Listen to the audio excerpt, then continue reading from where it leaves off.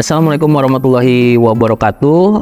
Perkenalkan, nama saya Robi Endra, salah satu dosen tetap di Fakultas Ilmu Komputer Universitas Bandar Lampung. Saat ini home base saya ada di Prodi Informatika, dan pada kesempatan kali ini juga saya sebagai dosen pembimbing lapangan MBKM mahasiswa di Fakultas Ilmu Komputer Universitas Bandar Lampung.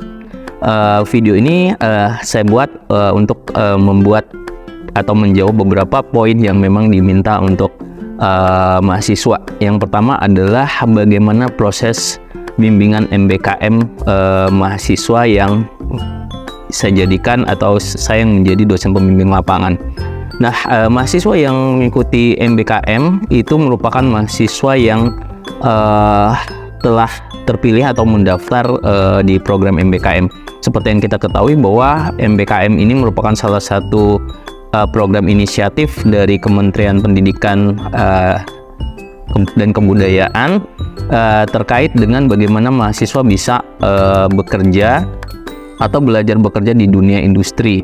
Jadi tidak hanya bekerja atau belajar di kampus saja, tetapi mahasiswa juga bisa belajar dan mencari pengalaman di luar sana, dan itu menjadi apresiasi kami sebagai tenaga pendidik atau sebagai dosen untuk membantu teman-teman para mahasiswa untuk mengikuti program ini, sehingga nanti ketika mereka lulus mereka sudah memiliki bekal dan tentunya memiliki pengalaman yang bisa bersaing di dunia bekerja ataupun di dunia wirausaha.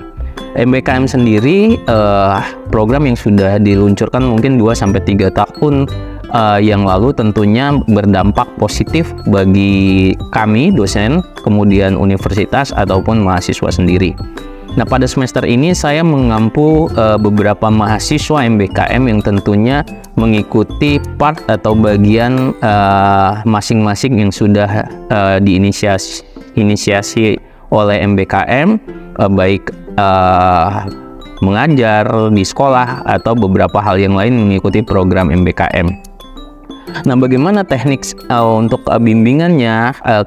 Kami melakukan bimbingan secara periodik ataupun secara berkala, bisa 1 atau 2 minggu itu kita bertemu untuk memberikan sharing bagaimana mahasiswa dalam proses MBKM-nya. Mereka menjelaskan bagaimana proses MBKM itu dijalankan, kemudian juga bagaimana benefit atau keuntungan atau apa saja sih kesulitan-kesulitan yang mereka hadapi.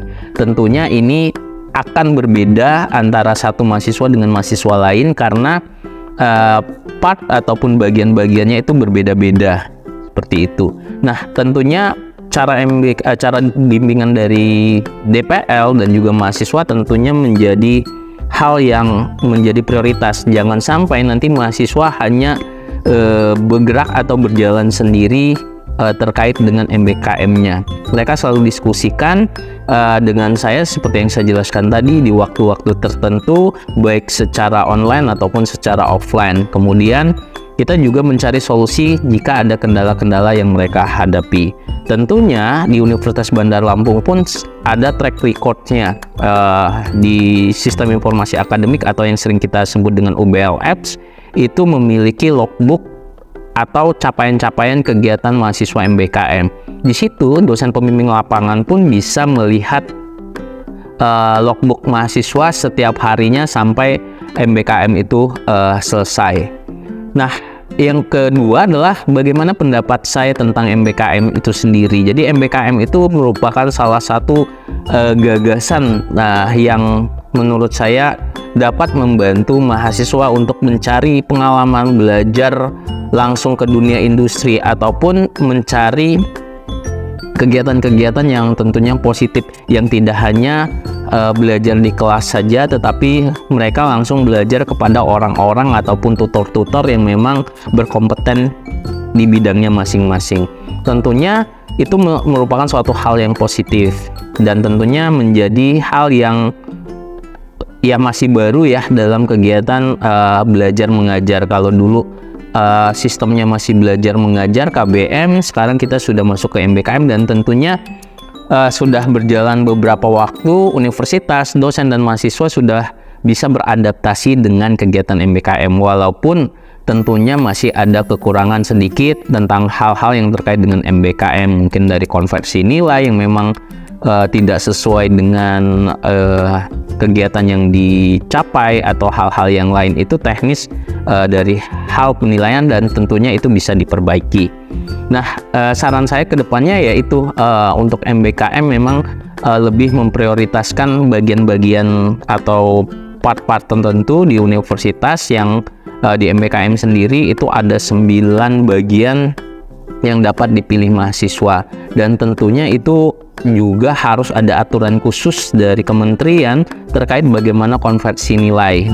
Kalau misalnya ada mahasiswa yang mengikuti kalau di informatika itu seperti kurs yang mengambil pemrograman misalnya, waktu yang mereka tempuh itu dari pagi sampai malam.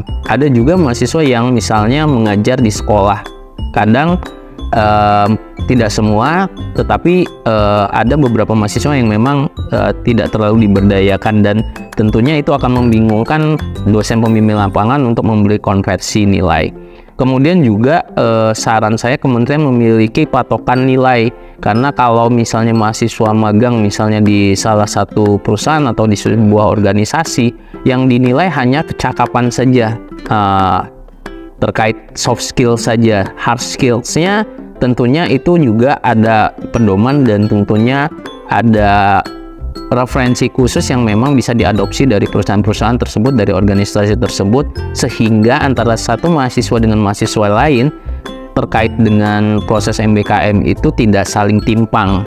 Ada yang satu memang MBKM-nya kerja keras, yang satu santai, tetapi nilainya mendapat nilai yang sama, dan tentunya itu menjadi PR untuk kita semua. Tetapi secara keseluruhan program ini sangat baik, sangat dapat digerakkan atau dilanjutkan di periode-periode tertentunya, walaupun tentunya banyak masukan bukan hanya dari dosen pembimbing lapangan, mungkin saja dari mahasiswa dan yang lainnya.